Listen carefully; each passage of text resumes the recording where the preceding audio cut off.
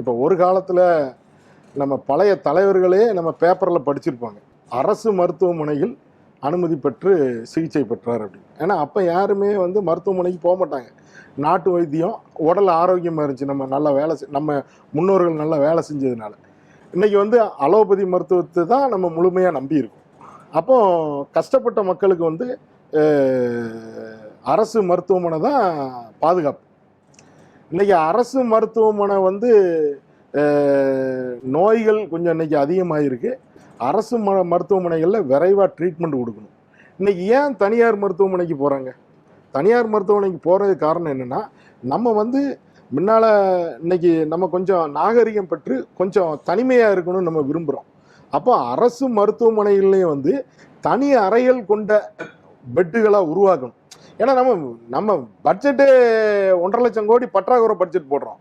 நீங்கள் எல்லா அரசு மருத்துவமனைகளுக்கும் தனி அறைகள் கட்டுறதுக்கு அப்படி எத்தனை நூற்றுக்கணக்கான கோடி தான் வரும். அப்போ இந்த மாதிரிலாம் அந்த மக்களுக்கு வந்து சலுகைகளை கொடுக்கணும். எளிய மக்கள் கையில் பணம் இல்லாதவங்க தான் அரசு மருத்துவமனைக்கு போகிறாங்க. இதெல்லாம் எங்களுடைய எண்ணங்கள். இன்னொன்று என்ன அப்படின்னா, இன்னைக்கு காப்பீடு இருக்குது. ஒரு காலத்தில் வாகனங்களுக்கு வந்து காப்பீடு இருந்துச்சு. அந்த வாகன காப்பீடு வந்து நம்ம ஆக்சிடெண்ட் ஆனால் நம்ம கிளைம் பண்ணுவோம். இன்றைக்கி எப்படி இருக்குன்னா, எந்த கம்பெனி சேல்ஸ் பண்ணுறானோ அவனே காப்பீடு போடுறாங்க. அங்கே தான் போட முடியும். அப்படின்னா தான் வண்டியை வேலை பார்க்க முடியும். ஏன்னா நம்ம வெளியே எங்கேயும் போய் வேலை பார்க்க முடியாது. அதே மாதிரி தனிமனித காப்பீடு, இன்றைக்கி தனிமனித காப்பீடு இருக்குது. அந்த தனிமனித காப்பீடை வச்சு அரசு காப்பீடு கொடுக்குன்னு சொன்னாலும் எல்லா மருத்துவமனைகளையும் போய் சிகிச்சை எடுக்க முடியாது. ஒன்று 100 கிலோமீட்டர் தள்ளி இருக்கும், அலைய வேண்டி இருக்கும். இல்லை அதுக்கு சரியான சிகிச்சை இருக்காது. ஏற்கனவே நீங்கள் இந்த சிகிச்சை எடுத்துட்டீங்க, உங்களுக்கு கிடைக்காதுன்பாங்க.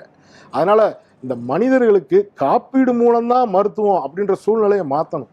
அரசாங்கம் வந்து எல்லா விதமான நோய்களுக்கும் இலவசமாக மருத்துவம் கொடுக்கணும். அனைவருக்குமே இலவசமாக கொடுக்கணும். அப்படி ஒரு சூழ்நிலை உருவாகும். சூப்பர் சார், நிறைய விஷயங்களை பகிர்ந்து கொண்டிருக்கீங்க சார். மிக்க மகிழ்ச்சி.